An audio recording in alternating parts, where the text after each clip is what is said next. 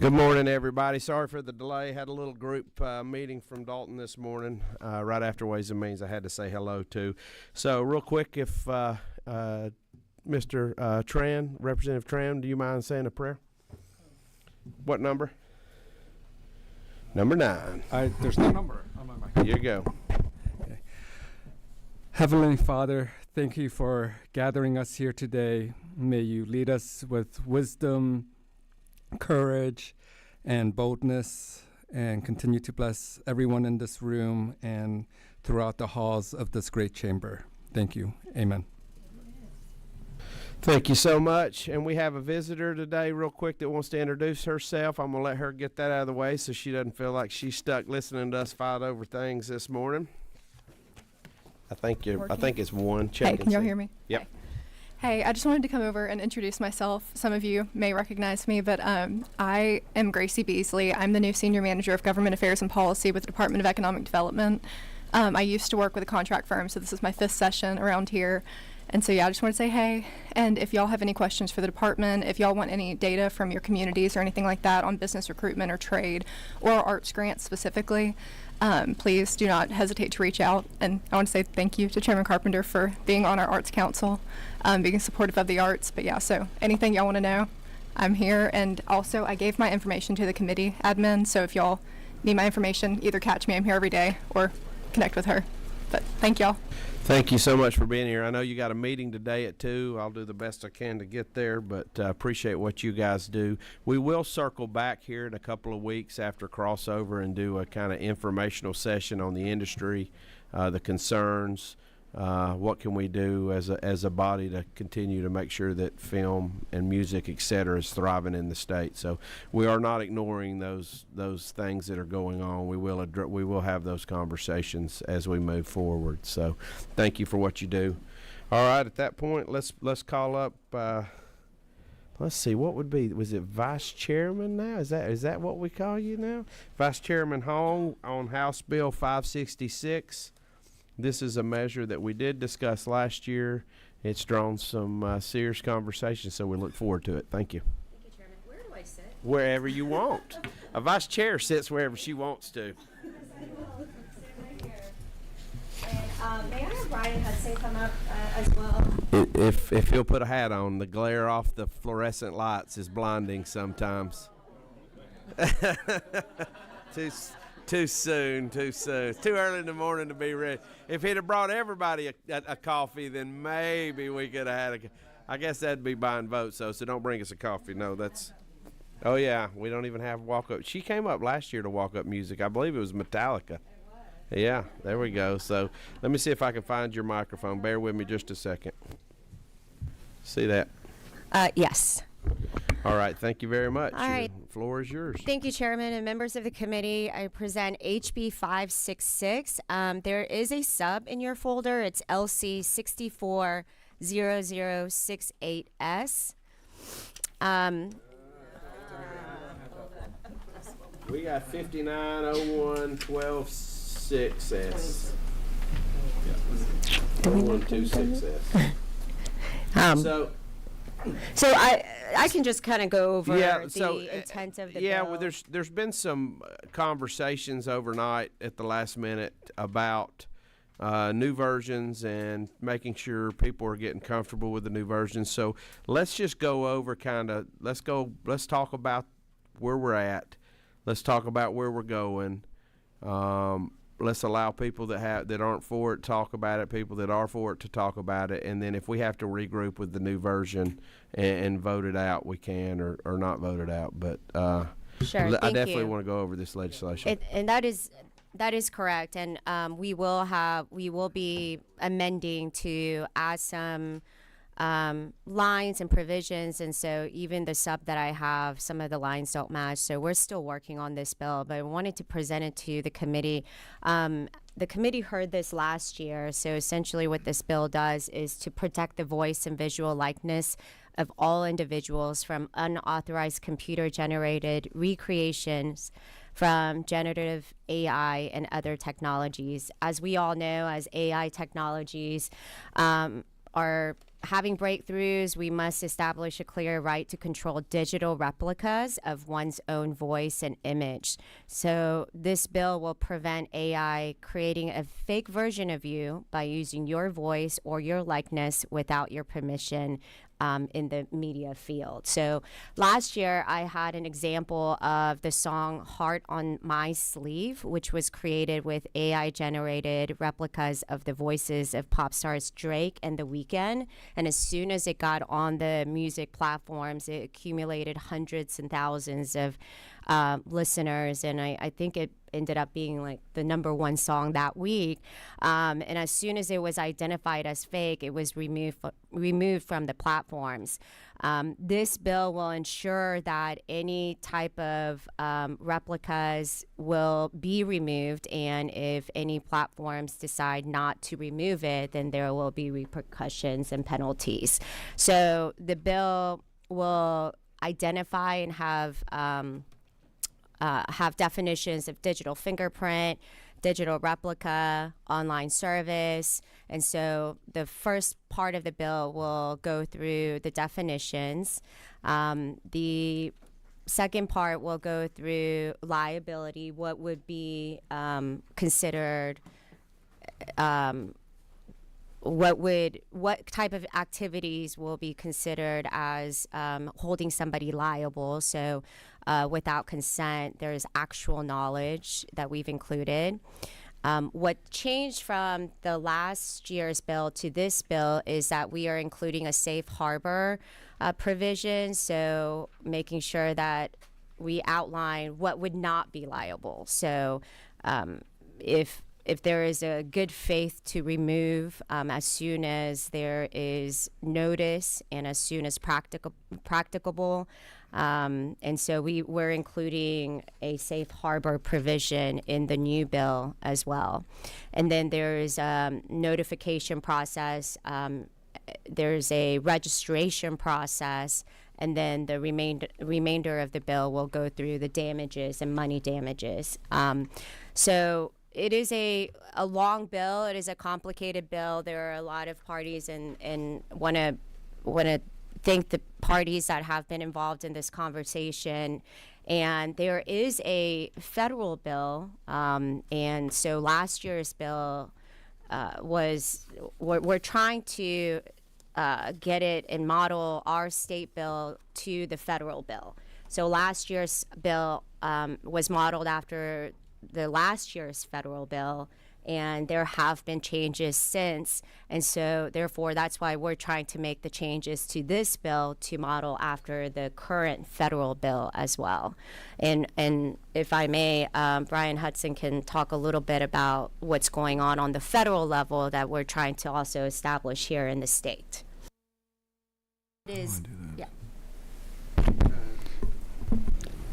Mr. Hudson, if you don't mind letting us know who you represent, and then do your thing. Yes, sir. Mr. Chairman, thank you. Members of the committee, Mr. Chairman, thanks for having me. Thank you for that very kind introduction when I walked up as well. It's very, very much appreciated. So good morning. My name is Brian Hudson. I think I know everybody on the committee, but as a reminder, for this space, I represent the Recording Industry Association of America, which is the record companies, the gold, platinum records that everybody sees for their favorite artists. I also represent the Recording Academy, which puts on the Grammys. And then I represent an organization called Georgia Music Partners, which is a kind of a coalition, if you will, of artists, songwriters, attorneys, artists, venue managers, artist managers, et cetera, et cetera. We very much support this legislation, and we appreciate the Vice Chair for bringing this forward. As Representative Hong mentioned, we have a very delicate coalition at the federal level, and some of the folks in that coalition are in this room and good friends of mine. We are trying to maintain that at the state level.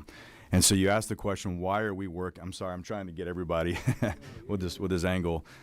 You asked, why are we working at a state level and not waiting on Congress? I think everybody knows the answer to that, because Congress doesn't do anything, unfortunately. This is really a federal issue that needs to happen. We very much support it at a federal level. I've worked on similar issues in the past for other clients where the federal government, the Congress, just failed to act, and Georgia took the lead on an issue related to organized retail crime, and then Fortunately, about 8 months later, the Congress passed and the president signed a very, very similar bill. We're taking a very similar approach here. As Representative Hong mentioned, we are, and I apologize that we didn't have this sub ready for all my friends on this committee. We were scrambling, as the chairman mentioned last night, when we realized it wasn't ready.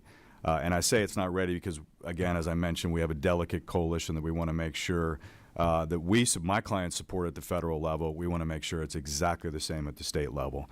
Because if a federal bill, hopefully when a federal bill passes, there won't be patchwork. It'll be the same thing here in Georgia. That is our goal from my client standpoint, and I think I can say that as far as the coalition as well. But this basically gets down to this. I mean, think of it this way. If AI is going to make a fake version of your voice and your likeness, you should be able to have the right to give permission to use that. And just so for everybody knows, I'm a musician. I do a lot of studio work, and I've worked with some artists. Kiefer Sutherland is one of them. He's somebody I worked with. If you guys know Kiefer Sutherland, the actor, he has a very unique voice. He has not given me permission to say this, but I'm just saying this because he's an example of a very unique voice. If someone uses his voice, you know it's his voice. When you hear his voice in a commercial, you say, oh, that's the guy from 24, or that's whatever. Morgan Freeman's another one. I'd say Young Guns. Sorry to interrupt. Young Guns, yeah, that was early on. But, you know, use his voice or some, you know, Darth Vader's voice. You know, we all know who that is. So if you steal his voice, he has no way to replicate that. Excuse me, to protect that. And so this bill basically says you have the right to control your voice and your likeness, and you have the right to give permission to whoever you want. And these platforms, video games, movies, whatever, can use the voices and the images with permission, just like an intellectual property for something else that's not kind of intangible. And that's the challenge here, is it's intangible. And so this basically gives a person the right to, a right holder basically, which is referenced in the legislation, to have the ability to say you can use this or you cannot use this. And if it's used illegally, as Representative Hong mentioned, there's a safe harbor language, which it's not in the version yet, we got to make sure it's in there, that says if you take reasonable steps to take it down, you're not liable. We think that's a fair approach. But if you're just using it blatantly and not getting permission, that's wrong. The music industry, as a lot of folks on this committee knows, it is rapidly changing. And whether it's changing for the good or the bad, that's up to everybody's decision. But we've gone from records and artists signing huge deals with record companies and making money off of the physical copy of a vinyl or a CD or a tape or whatever you want to call it, to streaming now. Artists just aren't getting paid like they used to, unfortunately. That is another federal issue that we continue to fight for. So the revenue is depleting. They're still getting paid, just not as much as they were. So the focus is on touring. And of course, during COVID, touring came to a complete halt. Of course, that's picking back up now, thank goodness. So touring is a big part of where these artists are making their money. So if we don't have protections in place, and whoever is going to take their voice and their likeness and steal it from them, that's just going to continue to erode their revenue stream of something that's their own creative content. And that's something I obviously you can tell I'm pretty passionate about it. Something I think Georgia needs to be a leader on as far as protecting that. Well, let's see. Do we have any questions? Because I think I've got some, but I'm going to allow the committee. Number 4. Thank you, Brian. First of all, how do I know that you're actually the voice behind Brian and likeness? That's a good question. Well, just a quick question. How many other states have passed this? So Tennessee has, they took the lead on this, as you can imagine, with Nashville. They passed a version called the Elvis Act.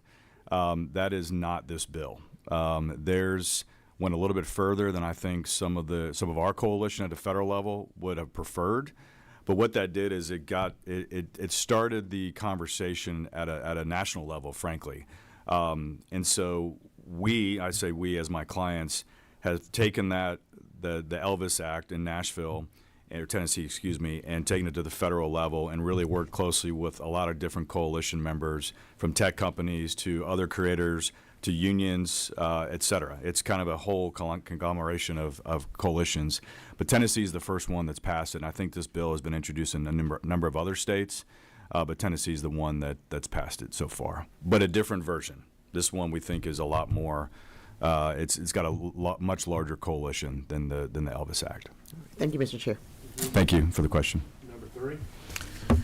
Good morning. So most of the bad actors, I would think, would be global, right?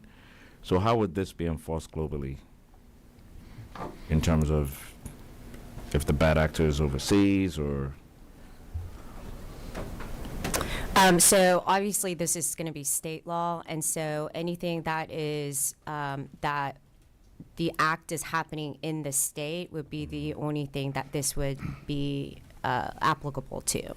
And so unfortunately, if there is somebody from another country that is replicating it and people in Georgia are listening to it, there's nothing that we can do, and that's just in law in general, and state law can't control that. But anybody that is doing the act here in Georgia, this would apply to. Okay. Mr. Chairman, may I respond?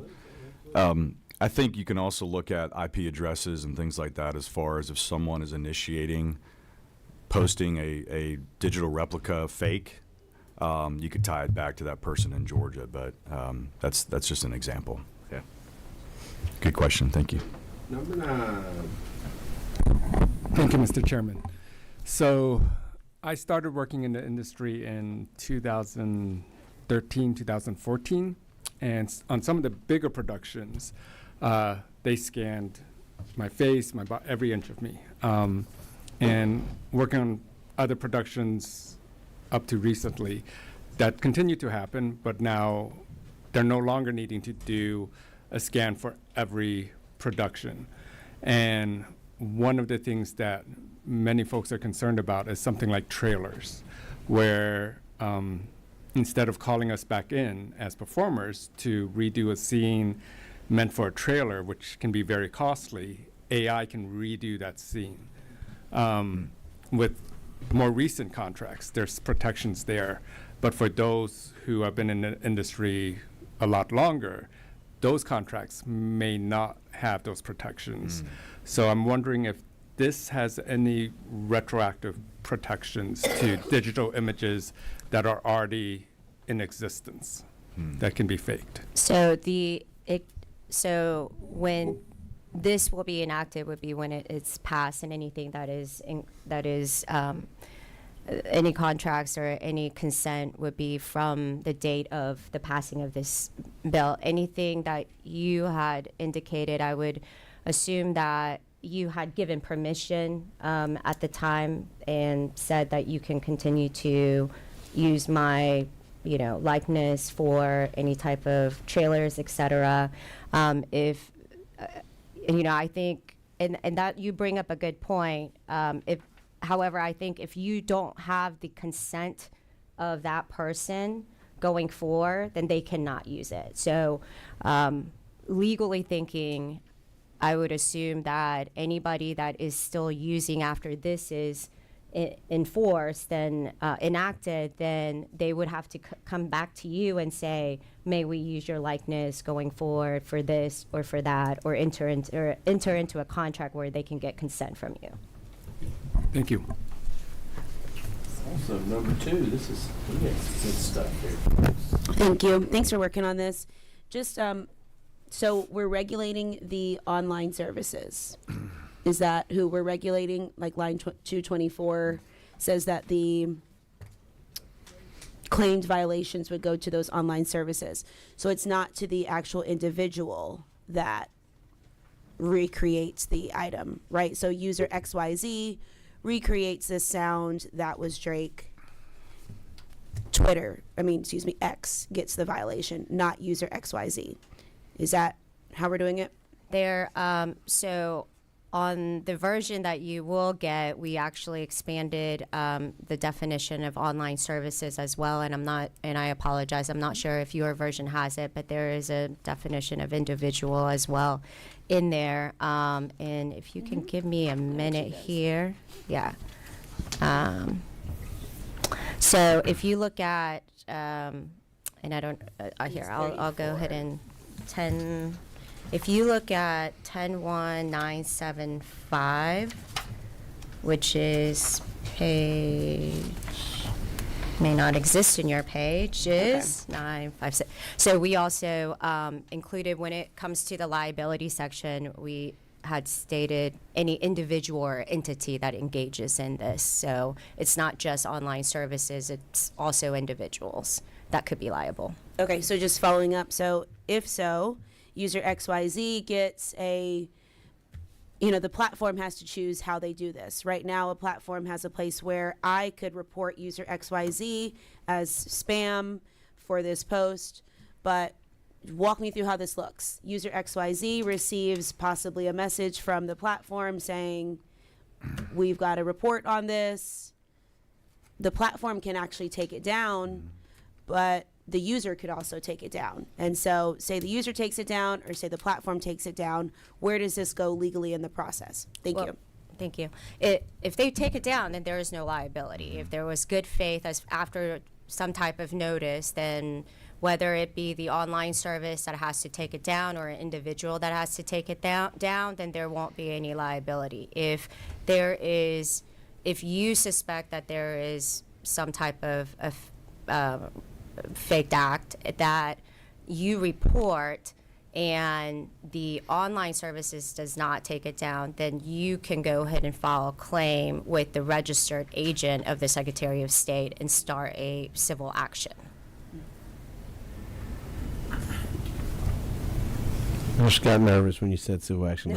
I'm just kidding. I do sweat a little bit when I hear civil action, though. It does make me a little Mr. nervous. Chairman? Yes, sir. So, Representative Cannon, I think the main goal of this is to protect the individual more so than I think regulating an online platform.